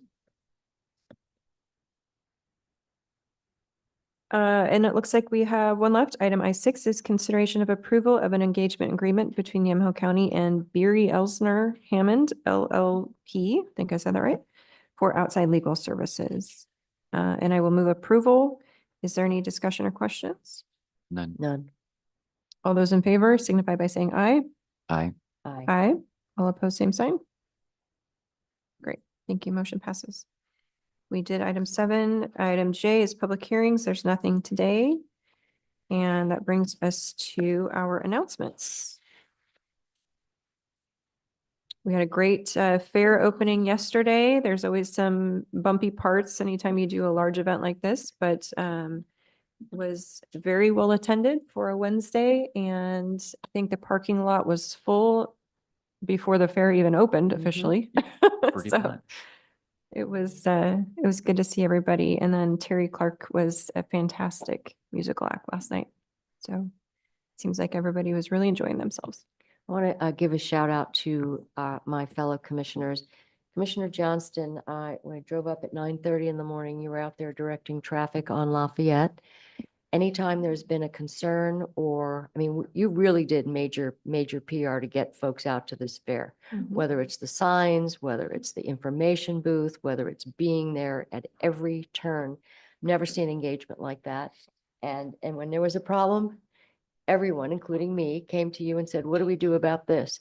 So I just want to say what an asset you've been, not only to the county overall, but to this fair. And then Chair Bershauer, when you cut the ribbon yesterday and opened the fair, one of the things you brought up was the fact that this is not just a good time place. This the fairgrounds have served as a place when there's a crisis, which was during our wildfires. And I know that you were there 24/7, day after day after day, feeding, watering 700 animals. And when it comes to commissioner engagement, I have really, really good colleagues. So we've not seen that before, and I don't know that we'll see it again. So thank you for what you do. Thank you. Appreciate that. Appreciate that. I have one more thing, so I'm not done. I was hoping you would talk about the Office Olympics. Oh, I'm gonna let you talk about No, it. I That's was your talking- liaison. So you talk about that. I think we should just show the pictures. I think that would, that I have would a say it video. all. I have a Our video. assessor has outdone himself. Outside this door, Who ended up winning the gold? I don't know, but the costumes were pretty good. There was a statewide listening tour with Oregon Department of Human Services in Salem, and I was down there for that. And our DHS director was meeting with the District 3, which is Marion, Polk, and Yamhill. That's our service providers and our faith-based organizations, looking at how we can get more involvement with Oregon Department of Human Services at the county level. Great. That's it. And since we touched on it briefly earlier, I want to let everybody know that AOC is bringing together commissioners across the state to talk about that new wildfire hazard map. It's not a risk map anymore. It's a hazard map. So there's a distinction there. And they want to make sure everybody's clear on the fact that it does not impact and should not impact and cannot impact insurance rates. Insurance companies in this statewide insurance board has come forward and actually there was a law passed that says they can't impact rates based on that map. But it is still in draft form and essentially they're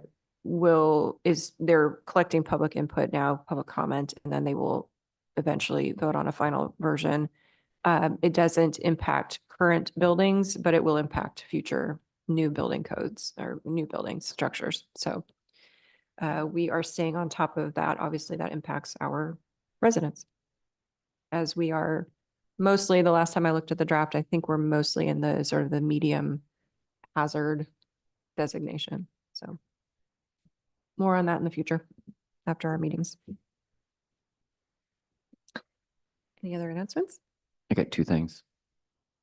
Fair related.